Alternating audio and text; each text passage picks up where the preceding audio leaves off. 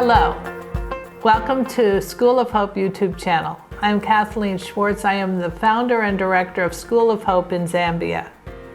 We live in an exciting and amazing time for scientific research. Now, I'm not talking about what we're learning about our universe and galaxies and stars. I'm talking about what scientists are discovering about our brains and how our brains learn.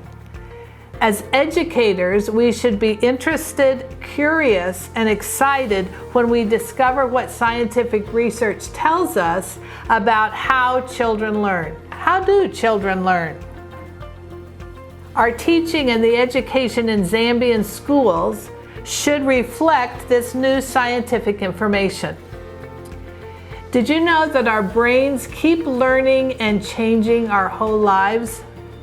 Well, that's good information for me. I love learning new things. I love applying new information and growing my understanding of education and how we should be teaching. Scientists call this neuroplasticity. It means that our brains continue to change and learning new things is what's happening all the time. So we need to know that a so-called dull child has the ability to learn and to grow and to build new neural pathways in their brain. At School of Hope, it is very important to us to take seriously what we know about how brains learn. The way we organize our classes, our instruction, the methods we use are based on brain science. We don't want to keep doing doing education the way it's always been done. We want to find those better ways that reflect what we know about how the brain learns. Throughout our videos on this YouTube channel, you are going to see how we have applied principles of brain research to our educational community here at School of Hope. Now, I want to emphasize 4 brain-based principles that we feel are very important. First, for students to learn, they must be engaged. Are your pupils engaged when you are teaching? What are the methods that you are using when you see that your class is listening and engaged? Keep doing those methods. Keep using those ways of conducting your class. Sitting, taking notes is one of the least effective methods to educating students.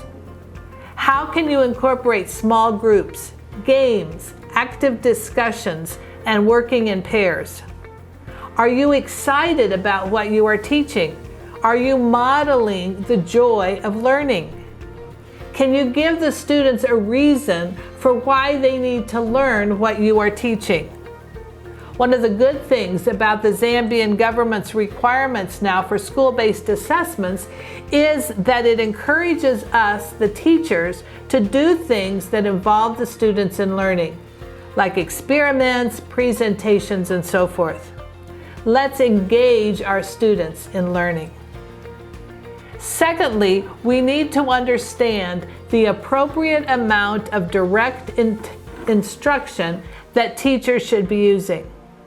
We know that lecturing is one of the least effective ways to teach. This is because our ability to focus on that kind of direct instruction is limited. Again, scientists have studied this phenomena.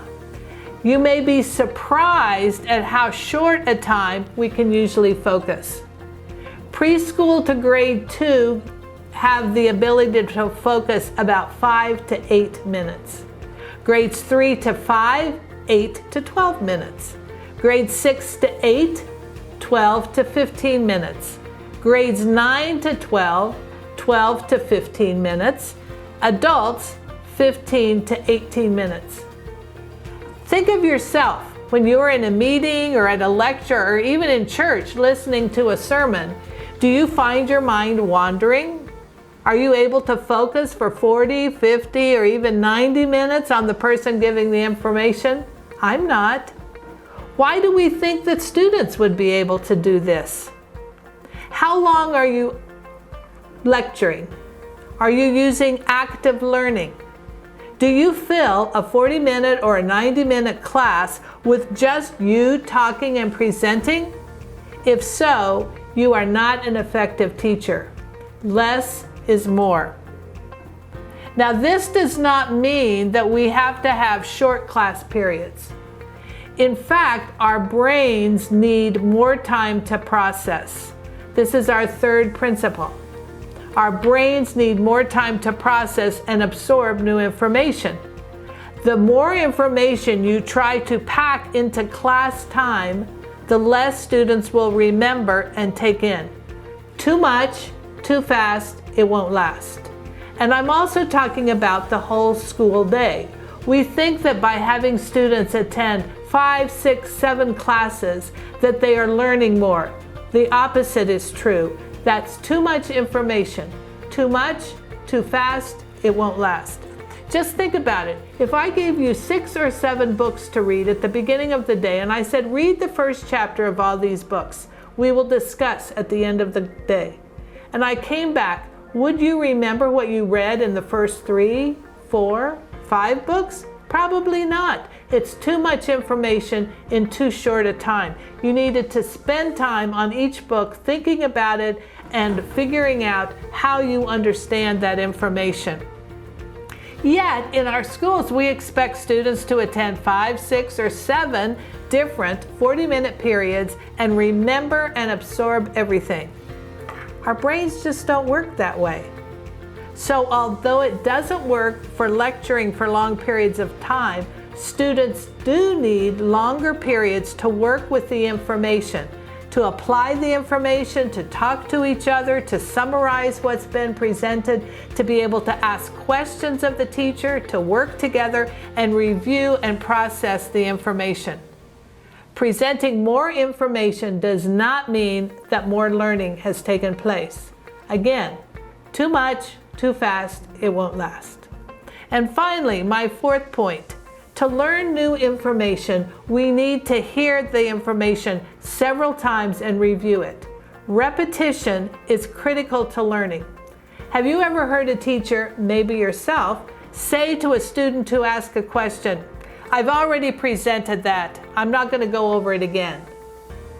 But our brains need to hear the information several times to make it stick in our neural pathways in our brains.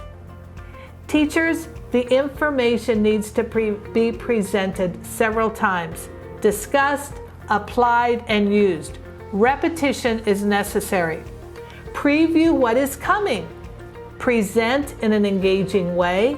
Review what you taught the next day. Review in following days. And repeat in preparation for exams. There are many important principles about how our brains work and learn that we should consider as educators. The 4 I have discussed are only the beginning.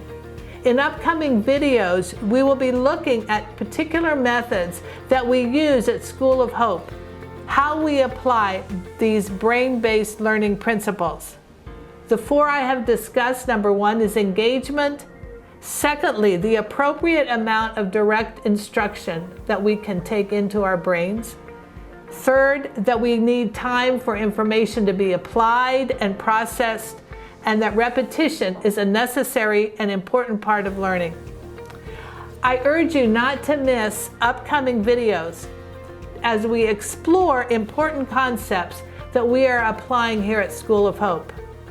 In addition, for those of you who want to know more about how our brains learn, this important scientific research that's being conducted, check out videos on YouTube on this subject. There are many.